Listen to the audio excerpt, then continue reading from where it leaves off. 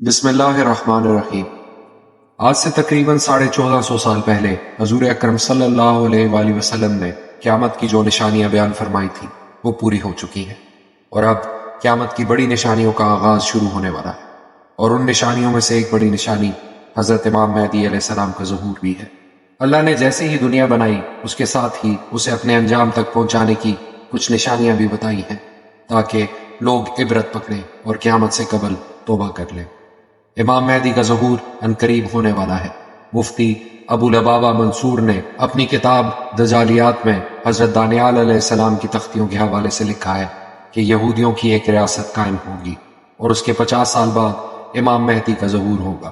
یہ بات ہے کہ 1946 اور 1947 میں اسرائیل کی بنیاد ڈالی تو گئی، لیکن 1973 میں جا کر اقوام متحدہ نے ملک کی حیثیت سے اسے تسلیم کیا اور اس کے جھنڈے کو بھی تسلیم کیا، تو حقیقی بنیاد ملک اور ریاست کی حیثیت سے 1973 میں سمجھی جائے گی۔ اس لحاظ سے 2023 میں 50 سال پورے ہوتے ہیں، لہٰذا ممکن ہے کہ 2024 میں امام مہدی کا ظہور ہو۔ اور جس جنگ کی نشاندہی کی گئی ہے جس میں امام مہدی کی ایک جماعت خراسان، افغانستان اور مغربی پاکستان سے نکل کر مشرقی علاقہ پر برسر پیکار ہوگی۔ حدیث شریف میں ہے کہ قیامت سے پہلے ایک زمانہ ایسا آئے گا کہ دنیا میں کفر پھیل جائے گا، زمین ظلم اور سرکشی سے بھر جائے گی، اسلام صرف مکہ اور مدینہ تک ہی محدود ہو کر رہ جائے گا۔ اس وقت نبی صلی اللہ علیہ وآلہ وسلم کی بیٹی سیدہ فاطمہ کی اولاد میں سے ایک شخص پیدا ہوگا جو زمین کو عدل و انصاف سے بھر دے گا۔ ان کی حکومت تمام روئے زمین پر ہوگی، لہٰذا آپ صلی اللہ علیہ وآلہ وسلم نے فرمایا دنیا ختم نہ ہوگی یہاں تک کہ عرب کا بادشاہ ایک شخص بنے گا جو مجھ سے یا میرے گھر والوں میں سے ہے، اس کا نام میرے نام کے موافق یعنی محمد ہوگا، اور اس کے باپ کا نام میرے والد کے نام کے موافق یعنی عبداللہ ہوگا۔ وہ زمین کو عدل و انصاف سے بھر دے گا جیسے وہ ظلم و زیادتیوں سے بھری ہوئی تھی۔ اس روایت سے پتہ چلتا ہے کہ قرب قیامت میں مسلمانوں کے ہاتھوں سے حکومت چھن چکی ہوگی، حالات بد سے بدتر ہو جائیں گے اور ہر طرف کفر و شرک عام ہو جائے گا۔ امام مہدی علیہ السلام کا ذکر قرآن میں نہیں، لیکن بار بار احادیث مبارکہ کی تمام کتابوں کے اندر نام سے موجود ہے۔ رسول اللہ صلی اللہ علیہ وآلہ وسلم نے فرمایا کہ قیامت قائم نہ ہوگی جب تک میرے اہل بیت میں سے ایک شخص کی حکومت پوری دنیا پر قائم نہ ہو جائے۔ مولا علی علیہ السلام جو کہ اہل بیت سے تھے، ان کی حکومت پوری دنیا پر قائم نہ ہوئی تھی کیونکہ شام سے بغاوت چل رہی تھی، مگر امام مہدی علیہ السلام دنیا میں ظاہر ہو کر پوری دنیا پر اسلامی خلافت کو قائم کر کے اس پیشن گوئی کو پورا کریں گے۔ آپ 40 سال کی عمر کے اندر سفید لباس کے اندر لوگوں کے سامنے پہلی بار ظاہر ہوں گے، اور آپ کے پاس بطور نشانی رسول اللہ صلی اللہ علیہ وآلہ وسلم کی قمیض مبارک، آپ کی تلوار اور جھنڈا بھی موجود ہوگا۔ اس روایت سے پتہ چلتا ہے کہ قرب قیامت میں مسلمانوں کے ہاتھوں سے حکومت چھن چکی ہوگی اور حالات بد سے بدتر ہوں گے اور ہر طرف کفر و شرک عام ہو جائے گا۔ اس دور میں حکومت پر بیٹھے رہنما کی اطاعت کرنے والے وہ ہوں گے جو ظلم و زیادتی کریں گے، اور لوگ ان سے پریشان ہو چکے ہوں گے، اور پھر اس دور میں ایک نور پھوٹے گا، بالکل اسی طرح جیسے عرب زمانہ جاہلیت میں کفر و شرک کیا کرتے تھے اور پوری دنیا میں ظلم و سرکشی کا بول بالا تھا۔ اس وقت اللہ نے انسانیت کی رہنمائی کے لیے امام کائنات حضرت محمد صلی اللہ علیہ وآلہ وسلم کو مبعوث کیا تھا۔ بالکل اسی طرح قرب قیامت کے ان بدترین حالات میں اللہ امام مہدی علیہ السلام کو مبعوث فرمائے گا۔ امام مہدی علیہ السلام کے ظہور سے قبل ملک عرب و شام میں ابو سفیان کی اولاد میں سے ایک شخص پیدا ہوگا جو سادات کرام کو قتل کرے گا، اور اس شخص کا حکم ملک شام و مصر کے اطراف میں چلے گا۔ اس دوران بادشاہ روم کی عیسائیوں کے ایک فرقے کے ساتھ جنگ ہو جائے گی، چنانچہ بادشاہ روم عیسائیوں کے دوسرے فرقے کے ساتھ صلح کر لے گا۔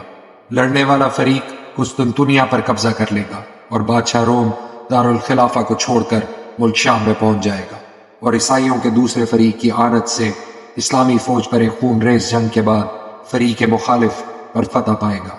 دشمن کی شکست کے بعد موافق فریق میں ایک شخص نعرہ لگائے گا کہ صلیب غالب ہو گئی، اور اسی کے نام سے یہ فتح ہوئی ہے۔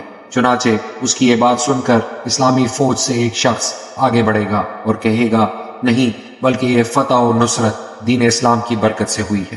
چنانچہ پھر اس کے بعد یہ دونوں اپنی اپنی قوم کو مدد کے لیے پکاریں گے، جس کی وجہ سے فوج میں خانہ جنگی شروع ہو جائے گی۔ مسلمان بادشاہ شہید کر دیا جائے گا، عیسائی ملک شام پر قبضہ کر لیں گے اور آپس میں ان دو عیسائی قوموں کی پھر سے صلح ہو جائے گی۔ باقی مسلمان مدینہ منورہ چلے آئیں گے اور عیسائیوں کی حکومت خیبر تک پھیل جائے گی۔ اس وقت مسلمان اس انتظار میں ہوں گے کہ امام مہدی کو تلاش کرنا چاہیے تاکہ ان کے ذریعے سے یہ مصیبتیں دور ہوں اور دشمن کے پنجے سے نجات ملنا بھی آسان ہو جائے۔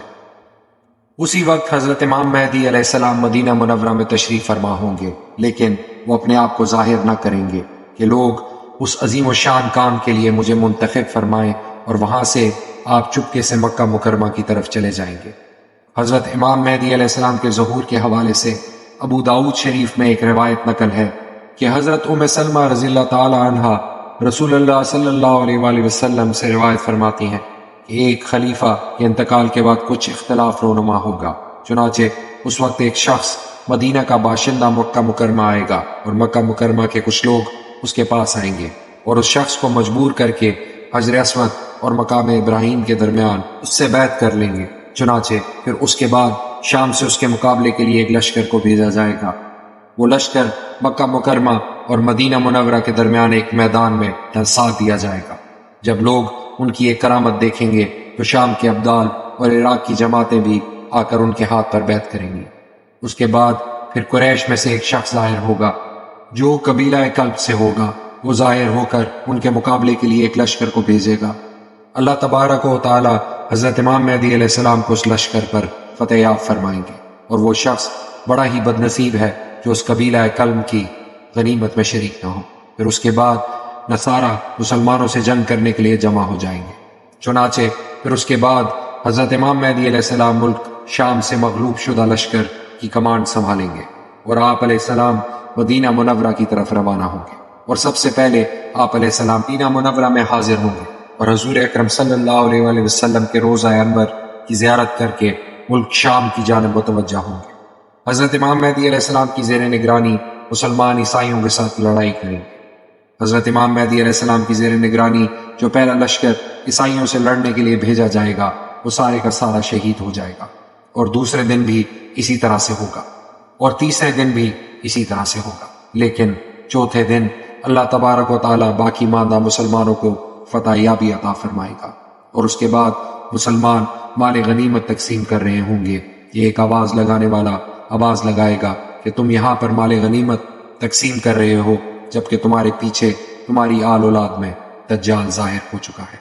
یہ سنتے ہی جو کچھ ان کے ہاتھوں میں ہوگا سب کو چھوڑ کر روانہ ہو جائیں گے اور 10 سواروں کو خبرگیری کے لیے آگے روانہ کریں گے۔ آپ صلی اللہ علیہ وآلہ وسلم نے فرمایا، میں ان سواروں کے نام اور ان کے باپوں کے ناموں کو بھی جانتا ہوں، اور ان لوگوں کے گھوڑوں کے رنگوں کو بھی پہچانتا ہوں۔ وہ اس وقت تمام روئے زمین کے بہتر سوار ہوں گے یا بہتر سواروں میں سے ہوں گے۔ ان تمام تر روایات سے یہ بات ثابت ہوتی ہے کہ حضرت امام مہدی علیہ السلام مدینہ شریف میں پیدا ہوں گے، اور آپ اولاد فاطمہ الزہرا رضی اللہ تعالیٰ عنہ سے ہوں گے، اور 40 سال کی عمر کے اندر آپ ظاہر ہوں گے، اور 9 یا 10 سال تک حضرت امام مہدی علیہ السلام مسلمانوں کی بھاگ دوڑ کو سنبھالیں گے۔ حضرت امام مہدی علیہ السلام کے لشکر کے اندر شمولیت کو حکم دیتے ہوئے آپ صلی اللہ علیہ وآلہ وسلم نے ارشاد فرمایا کہ جب تم دیکھو کہ سیاہ جھنڈے خراساں کی جانب سے آ رہے ہیں تو ان میں شامل ہو جانا، اگرچہ برف کے اوپر گھٹنوں کے بل چل کر ہی کیوں نہ جانا پڑے، کیونکہ ان میں اللہ تبارک و تعالیٰ کا خلیفہ مہدی ہوگا۔ جب امام مہدی علیہ السلام کا ظہور ہوگا اس وقت حضرت عیسیٰ علیہ السلام بھی آسمان سے نازل ہو چکے ہوں گے۔ حضرت عیسیٰ علیہ السلام اللہ کے برگزیدہ نبی تھے جنہیں آپ کی زندگی میں ہی آسمان پر اٹھا لیا گیا تھا۔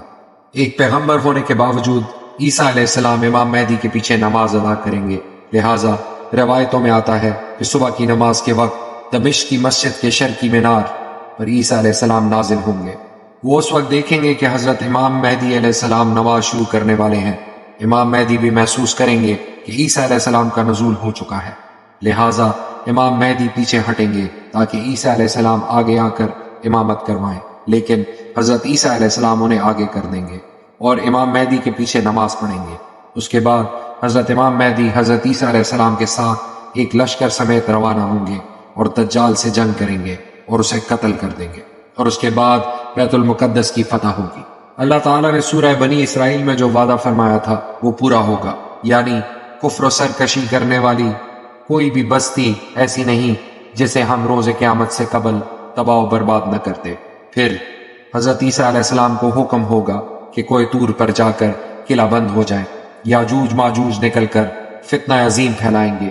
اللہ تعالیٰ ان پر اپنا قہر نازل کرے گا اور ان پر نفع نامی کیڑا لگ جائے گا اور وہ ہلاک ہو جائیں گے۔ پھر 7 سال تک مسلمان امن و امان سے رہیں گے۔ پھر ایک نرم ہوا چلے گی جس سے دنیا میں اسلام ختم ہو جائے گا، یعنی جہاں جہاں مسلمان ہوں گے اس ہوا سے ان کو ایک شاندار موت دی جائے گی۔ اب حبشی دنیا پر حکومت کریں گے اور نفس کی حکمرانی ہوگی۔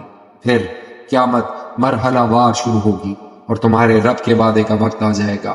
فتنہ دجال بہت سخت ہوگا، اس سے حفاظت کے لیے ہر جمعے کے روز سورہ کاف کی تلاوت لازمی کریں۔ ان تمام تر روایات سے ثابت ہوتا ہے کہ حضرت امام مہدی علیہ السلام 40 سال کی عمر کے اندر ظہور فرمائیں گے اور 50 سال یا پھر 49 سال کی عمر کے اندر آپ کا انتقال ہوگا، اور حضرت عیسیٰ علیہ السلام آپ کی نماز جنازہ پڑھا کر آپ کو دفن کریں گے۔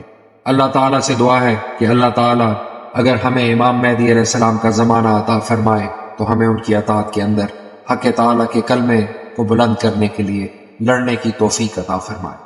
آمین۔